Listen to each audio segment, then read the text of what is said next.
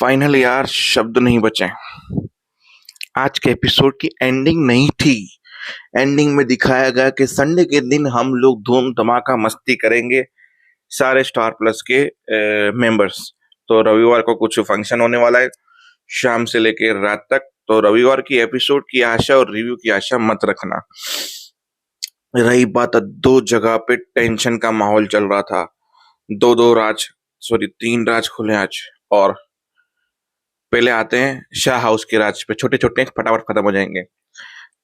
तो अशोक एंजल बात कर रहे थे कि तुम्हारी कल की पार्टी के फोटोज तो बहुत अच्छे आए हैं, पर यार मानना पड़ेगा तुम्हारे सीनियर तुम पे ट्रस्ट बहुत करते हैं। हाँ, वो ट्रस्ट मैंने अर्न किया है इसके लिए, पर आगे का कुछ पता नहीं है तो शू, क्योंकि है ना कंपनी मर्ज हो रही है किसी के साथ, बहुत लोगों की जॉब जा सकती है, तुम्हारी भी। फिर तुमने ये परी के लिए खर्चा किया, ये वो सब कुछ मैनेज कर लूंगा परी के लिए मैं। तुम परी की टेंशन बिल्कुल भी नहीं लो। मानना पड़ेगा, कहीं तुम कंपनी के सारे पैसे तुम्हारे पास होते, कहीं तुम चोरी बोरी मत कर देना। मतलब देखना कहीं जिन्होंने तुम्हारे पे ट्रस्ट किया हो तुम उसी का ट्रस्ट तोड़ दो। तो शुद्ध ये बोल के जानकी आंटी का फोन आया, उसके पास चला गया वो जानकी का फोन सुन के। और किंजल जाके आईने में बोलती है, परी के लिए मैं कुछ भी करूंगी, शाम दाम दंड भेद जो करना पड़े वो करूंगी। अब जो करना पड़े के मतलब में अच्छी और बुरी दोनों चीजें आती हैं। ये पहला राज है, मतलब किंजल ने टोशू की कैटेगरी में आकर चोरी की है ऑफिस से, जिसके कांड के चक्कर में बड़े जेल में जाएगी ये। अब आते हैं दूसरे, जहाँ पे ईशा ने निकल रही थी, पाखी उसे रोक रही थी, परी बीच में बोल रही थी, परी को डांटा गया, गोल्ड डिगर बोला गया। जहाँ टोशू और परी ने दोनों ने पाखी को डांटा, पर पाखी रोक रही थी ईशानी को। ईशानी बोला जो उखाड़ना है उखाड़ लो, मैं नहीं रोकूंगी, मुझे जाना ही होगा, राजा से मिलने जाना है, अभी कभी जा, उस लड़के से मिलने जाना है, नहीं जाने दूंगी। अब परी जिद पे आ गई तो दोनों ने पर्स की हाथापाई की और ईशानी का पर्स नीचे गिरा, जिससे निकली सिगरेट का बॉक्स। मतलब ईशानी इस उम्र में सिगरेट पीती है। ये देखकर सारे घर वाले हक्के और बक्के हो गए। ये था दूसरा राज कि ईशानी सिगरेट पीती है। अब तीसरा था शाह हाउस की कॉमेडी। बा जब गई थी मसाला लेने, राघव उसको दिखा नहीं, मसाले फटाफट बा ने लिए तो अचानकली राघव किचन में ही दिखा, वो भी चाकू के साथ, क्योंकि वो सब्जियां काट रहा था। बा को जैसा मुझे चाकू दिख रहा है, बोला मैंने तेरा कुछ नहीं बिगाड़ा, मुझे मत मर माना, मैंने तेरे बारे में बुरा बोला बोला है अनुपमा को, ये वो मेरे को मार के क्या, मेरे तेरी माँ संबंध क्या, मैं तेरी माँ ही हूँ, मैं तेरी माँ ही हूँ, मुझे मत मार मत मार। राघव आगे गया, चाकू लेके, बा और घबरा गई और बा ने गलती से पिचकू यानी कैचअप पे यूं हाथ रख दिया अपने सपोर्ट में, और वो कैचअप आ गया यहाँ पे। राघव था बिल्कुल यहाँ, साड़ी पे लग गया कैचअप, तूने मुझे मार दिया, मैं मर गई, मैं ये हो गई, तेरे को क्या भी करा था मैंने तुझे, मुझे मार दिया।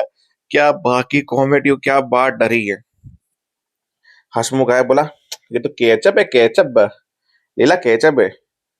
फिर मसाला लेके चला गया। बाबूजी बाबूजी और राघव ने मिलके चाय पी बनाकर, जहां बा ने बाबूजी को कहा, बाबूजी ने बा को कहा कि चाय अच्छी बनाता है, टेंशन मत ले, राघव को अच्छा सोच, राघव इतना भी बुरा नहीं है।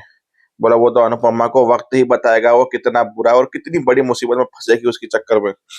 तो ये हो गया साहस का मीटर खत्म। परख पे आते हैं, जहाँ पे प्रेम को बताया गया था कि तुम्हारी माँ की मौत की वजह ख्याति नहीं है। तो वो सबसे पूछने लगा, बा से, पराग से, कोई नहीं बता रहा था उसे। फिर अनिल ने बताया कि राही बिल्कुल सही कह रही है, तुम्हारे माँ की मौत की वजह ख्याति नहीं है, उसे डिप्रेशन से, मानसिक संतुलन ठीक नहीं था, और उन्होंने खुद ही एक दिन खुदकुशी कर दी। बस उनकी जगह इन्होंने ली, वो भी तुम्हारे पापा के कहने पे। इन्होंने वो खाली जगह भरी, तुम लोगों की जिम्मेदारी उठाई, तुम्हें बच्चों की तरह प्यार किया। बस प्रेम को अफसोस हुआ कि मैं गलत सोच रहा था। मतलब तुम बच्चे थे इसके लिए हम तुम्हें नहीं बताना चाहते थे कि तुम्हारी माँ की मेंटल कंडीशन ठीक नहीं थी, तुम्हारे पर बुरा असर पड़ता, हो सकते थे तुम्हें भी सदमे होते, ये सब कुछ होता, इसके लिए तुमको नहीं बताया गया। फिर वो मोहित बीच में बोला, वाह क्या कोठारिस का रीयूनियन चल रहा है यहाँ पे, सब लोग मिलके ये साबित करना चाहते हो कि क्याथी ने कुछ नहीं किया, बहुत महान काम किया है प्रेम और प्रार्थना की देखभाल करके, इतना बड़ा बलिदान देकर। सब बात सही कहती, अच्छी बुरी वो आपके लिए, जो मेरे साथ हुआ मुझे उसका इंसाफ चाहिए। फिर पराग ने बोला कि जो गलती इसने की है, हमने प्रार्थना और प्रेम को ना बता के, वो एक गलती नहीं, बचपना था उनका, इसके लिए हमने नहीं बताया। पर मैं बच्चा नहीं था, बच्चे का बाप था। मुझसे इतनी बड़ी बात छुपाने की हिम्मत कैसे हुई ख्याति? अब तुम एक पल यहाँ नहीं रह सकती। फिर बा बीच में बोली, ये वो फलाना ढिंकना, तुम गलत कर रहे हो। प्रेम राही मतलब सपोर्ट कर रहे थे ख्याति को, जहाँ पे बोला प्रेम ने कि अब कितना और सहेगी, बस सहने की भी एक लिमिट होती है। फिर ख्याति के पैरों में गिर के माफी मांगी, पराग से माफी मांगी प्रेम ने कि मैंने आप लोगों से नफरत की, आज मुझे एहसास हो गया कि ये वो। फिर जब प्रेम ख्याति के लिए लड़ रहा था तो बा बीच में आकर बोलती, तू क्यों लड़ रहा है? तूने तुम्हारी गलतफहमी दूर की, ख्याति और पराग से माफी मांगी, समझ में आता है। पर जो ख्याति ने किया उसका वकील बनने की तुझे जरूरत नहीं है। ख्याति ने मेरे साथ भी गलत किया है, पराग के साथ भी गलत किया है, तेरे साथ भी गलत किया है, प्रार्थना के साथ गलत किया है, पूरे परिवार के साथ गलत किया है। अब वो घर वाले थोड़े इमोशनल हो अनुपमा और पर ये प्रेम की बातों से, बीच बीच में मोहित टॉपिक ही चेंज कर रहा था। मेरा क्या, मेरा क्या?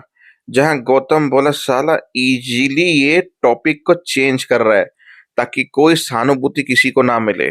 मतलब ये शातिर भी है और चालबाज भी है, इससे थोड़ा बच के रहना पड़ेगा, क्योंकि ये प्रेम नहीं है, ये हमारी तरह हमारा एक गुरु बनेगा।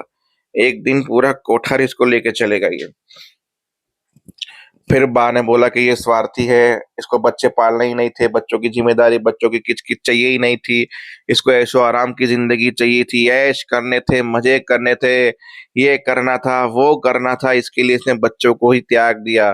पराग के सामने महान बनी कि मैं बच्चा नहीं कर रही हूँ आपके बच्चों की वजह से, इसे केवल महान बनना था और जिम्मेदारी से पीछे हटना था।